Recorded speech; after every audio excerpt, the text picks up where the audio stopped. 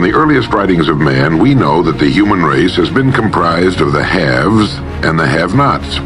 When I was a kid back during the Great Depression, I was obsessed with a desire to know what invisible something separated the haves from the have-nots, being a have-not. I wanted to know why so few managed to be well off financially in a country where success is available to everyone.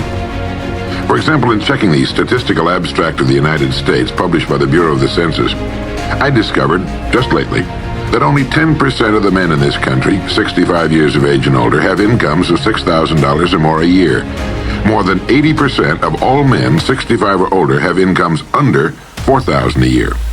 Only 7.6% have incomes between $7,000 and $10,000 a year, and only 3.7% have incomes of $10,000 a year or more. A man starts his working career in his 20s, often earlier. He's fortunate in that he lives in the free world. He has better than 40 years to make the grade financially in the richest country on earth. Yet, according to the statistics, only about 10 out of 100 will be financially secure by the time 65 rolls around, and only about 4 men out of 100 will be financially comfortable. Now why? Well, let me tell you how to find out for yourself. Conduct your own survey.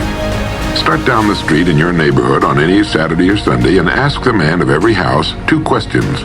The first question is, what are you doing at the present time to increase your income now? That is, how much do you want to earn? And when you've evaluated the blank stare you get in response to that question, ask question number 2, which goes, how much money are you planning to be worth at age 65? Now, when the silence becomes too unnerving, thank him and move on to the next house. Ask 50 men, 100, 1,000, until you're completely convinced that the reason men don't make more money during their working lives, and the reason men aren't financially independent by the time they're 65, is simply that they seldom, if ever, do any constructive thinking on either subject. It's that simple, unfortunately. The reason it's so easy to earn far more money than the average man earns in this country is that so very few are going about it the right way. This is a race without enough contestants to bother about. The few who are really in the race can all be winners.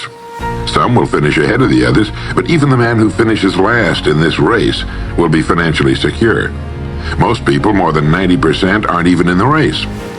To prove it, ask yourself the 2 survey questions. Up until the time you started listening to this message, what were your plans for increasing your income? How much do you want to earn?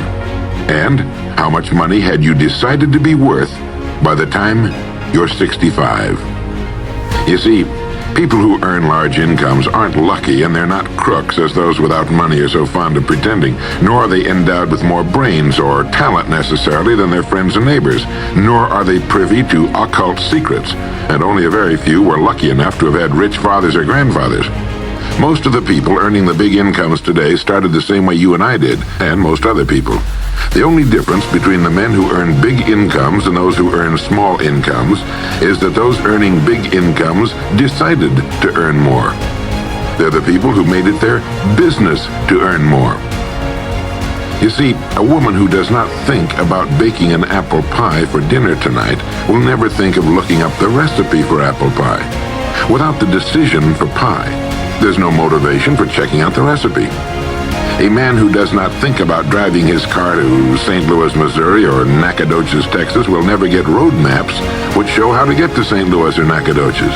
And a man who never decides to earn more money will never think of learning how, of looking up the rules for earning more money. You see, people do what they make up their minds to do. So get rid of the ancient superstition once and for all that people who earn big money are special people, or lucky, or get the breaks, or had money to begin with, or knew someone, or are smarter, or anything else. These are alibis. They can all be disproved 1,000 times. The reason there are so many of these alibis around is that men who fail to make the grade financially are seldom honest enough to just admit that they really didn't try and keep trying. So in order to justify their failure, in order to remain seated, they dream up and pass along these old alibis.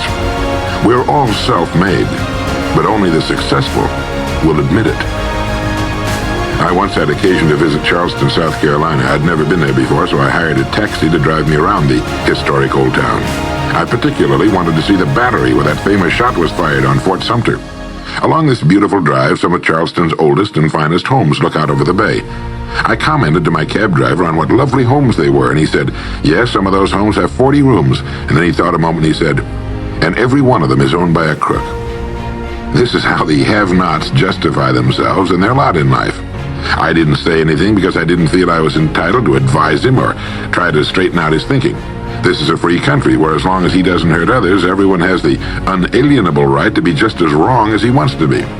As Thomas R. Lounsbury, the American scholar and educator, put it, we must view with profound respect the infinite capacity of the human mind to resist the inroads of useful knowledge.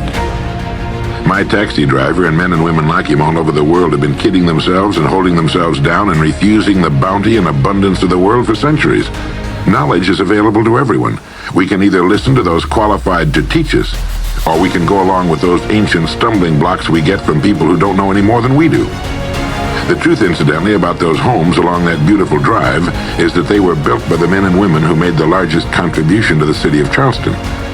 In just a moment, I'm going to give you the formula for getting rich. But before I do, I want to remind you of something. Before a jet pilot begins his takeoff from an airport, he carefully goes over a checklist, item by item. He does this not only because it's required by law, but because he cannot afford to trust so important a job to his memory alone. He has another checklist that he goes over just as carefully before he begins his letdown at his destination. He does this without fail every time he takes off and every time he lands. Well, I think living successfully is as important as flying an airplane. And because of this, I think each of us needs a checklist too. And that's why there's one included with this cassette. We need a checklist to go over item by item before we take off in the morning and before we drop off to sleep every night. So I want to recommend that you affix the checklist to your bathroom mirror. Stare at it as you brush your teeth in the morning and stare at it again as you prepare for bed at night. Go over each item, and as you do, think of what each item represents. Now here's number one. It's the formula for getting rich. It also explains why you're in your present position, whether you're earning $6,000 a year or $16,000 or $60,000 or $600,000. It applies to every adult, whether he's employed or unemployed. It applies to the richest man and to the poorest and every person in between. And here it is. Our rewards in life will always be in exact proportion to our contribution, our service. Now that's what the formula means as the first item on your checklist. Memorize it. Our rewards in life will always be in exact proportion to our contribution, our service. Listen to it, think about it until you know it emotionally as well as intellectually. It might give you some slight feeling of superiority to realize that there's probably not another man within a mile of where you live who knows it. You can add it as a question on your survey if you want proof of that. If you want it in another form, here it is as it applies to a man's job. It's the same thing really, the same thing applies, but you can express it differently. The money you're paid by the company you work for will always be in direct ratio to the need for what you do, your ability to do it, and the degree of difficulty involved in replacing you. Maybe you want to write the formula down in both of its forms and think about it until it's as much a part of you as your name. The reason it isn't spelled out on your checklist is because you might not want everyone to know what you're up to. The checklist is valuable only to a person who knows what the words really indicate. All right, you've got the formula. As you think about it, its meaning will become clearer to you. With the formula, there are two rules which must be applied to properly use it.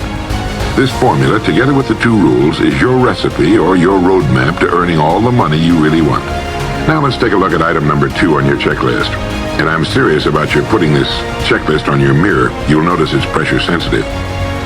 Item number 2, the gold mine. The Pulitzer Prize-winning playwright Archibald MacLeish in his play The Secret of Freedom wrote, "The only thing about a man that is a man is his mind. Everything else you can find in a pig or a horse." Strong words, aren't they? But as long as you live, you'll never hear a truer statement. The key to every human being's success lies in his mind, the gold mine between his ears. One idea can make you rich.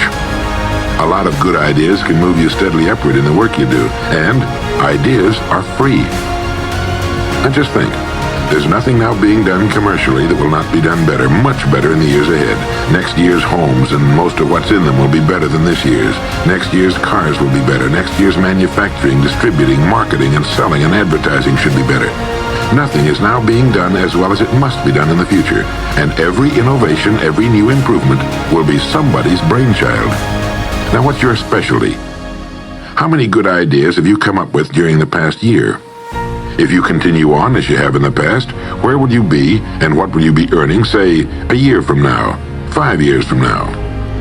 Every day of our lives, we walk or drive by more opportunity than we could develop in a lifetime, in 50 lifetimes. Back in the 20s, Sinclair Lewis wrote that you can kidnap a man, blindfold him, take him to any city in the country with a couple of notable exceptions, put him in a chair in the downtown area, take off his blindfold, and he could sit there a week and not be able to tell you what town he's in. The streets are all alike. The buildings are all alike.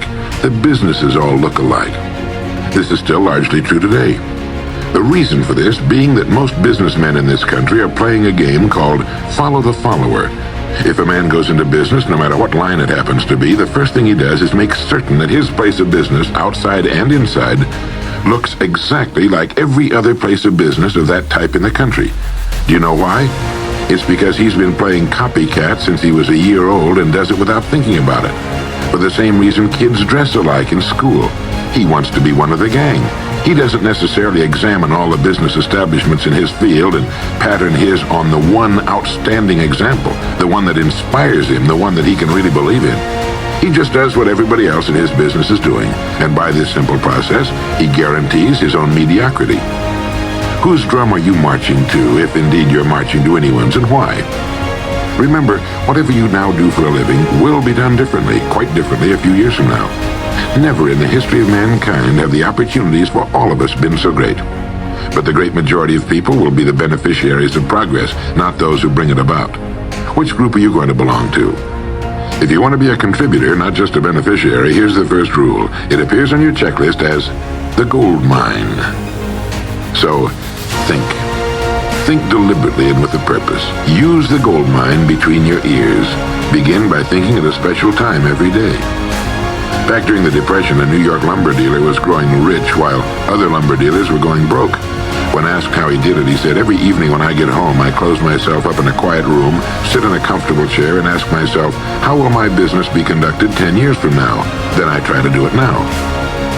Instead of competing with every other lumber dealer, which is what they were doing, he was creating. He was doing the very thing man was designed to do, the very thing man does best. A company growing at the rate of 10% a year will double its size in less than 8 years. But a man can improve his effectiveness 50% or 100% a year or more. The experts tell us that every one of us has within him deep reservoirs of ability, even genius, that he habitually fails to use. Well, let's begin now to reach into these deep, rich areas of pure net profit and use more of our real abilities. Let's think. Here's the best way I've found to make yourself think. Start getting up a little earlier than you're accustomed to. Right off the bat, this gives you extra time that 95% of the men in this country are not using at all. 1 hour earlier a day gives you 6.5 extra 40-hour weeks a year. But at this time in the morning, take a refreshing shower, dress, get yourself a fresh, hot cup of coffee if you're a coffee man, and then sit down to a clean sheet of paper. At the top of the paper, write your financial goal. Now, this is the amount of money per year you intend to earn soon. Incidentally, you might like to keep this to yourself, too. It's nobody's business but yours. Then, start to think. Think about your goal and what it'll mean to you and your family. Then see how many ideas you can come up with to help you reach that goal. Ideas to improve what you now do for a living. Ways of increasing your contribution to match your income goal. You know, jobs don't have futures. People do. No matter what line of work you may be in, there is within it more than enough opportunity to last a lifetime. You don't have to think of brand new ideas or revolutionary new ways of doing things, although you well might come up with some. Think of ways of improving what is now being done. If you are to increase your income by the amount you specified, you must find ways of increasing your contribution, your service. And the key to this is to be found in your mind, in that gold mine between your ears. Try for 5 ideas every morning and write them down, and save those sheets of paper in a special idea file. Many, perhaps most of your ideas will be worthless, but some of them will be very good. A few will be excellent, and every once in a while you will come up with something really outstanding. You see, 5 ideas a day is 25 a week if you don't think on weekends. Now that's more than 1,000 ideas a year. One idea can get you to that income you're shooting for. The law of averages swings so far in your favor you just can't miss. Try to develop a sense of expectancy. That is, try to hold the feeling that the goal you're shooting for is a sure thing, and that it's only a matter of time before it's realized. You know, Henry Ford didn't start making cars until he was 45. A friend of mine started a new company at 65. He's still going strong, and his new company has sales of better than $300 million a year. It's almost never too late. Try not to think of things outside of your own line of work or whatever it is you're most interested in. To think well and profitably, you must discipline your thinking. Keep it on course, controlled, keep it in one field, specialize. Now for the final item on your checklist. It appears as the word. And the word is attitude. Attitude has been called the most important word in the language. William James put it this way. He said, "The greatest discovery of my generation is that human beings can alter their lives by altering their attitudes of mind." Now this is something to think about. Can alter their lives by altering their attitudes of mind. It's another way of saying we become what we think about. Look at it this way. Your total environment, if you've been an adult for any appreciable period of time, your total environment is a reflection of you as a person. The house and the neighborhood in which you live, the car you drive, the clothes you wear, the job you do, the people with whom you regularly associate. Your total environment is an exact and merciless mirror of you as a human being. Now, if you feel your environment can stand some improvement, you have only to improve your attitude, and your world will gradually change to reflect the changing person. Here's how to change your attitude. Beginning now, begin to act as would the person you most want to become. Now that is, if you were already in possession of the goal you're shooting for, how would you conduct yourself in all of your affairs? Well, do it now, and tomorrow, and the next day. Begin now to act the part of the person you most want to become, and you'll end by becoming that person. Subtly, in little ways, in the way you dress, in the way you talk, in the unfailing courtesy you show to every person with whom you come in contact, begin to act the part of the person who has already achieved that which you're shooting for. The German philosopher Goethe gave us the secret when he said, before you can do something, you must first be something. When you behave like the person you most want to become, the things that person would have will tend to come to you. It's simply cause and effect. Don't be in too big a hurry. It takes longer to build a skyscraper than a chicken coop. Build slowly, steadily, and well. Then when you make it, you'll keep it. You'll stay on top. Always be suspicious of the so-called get-rich-quick scheme or sudden success.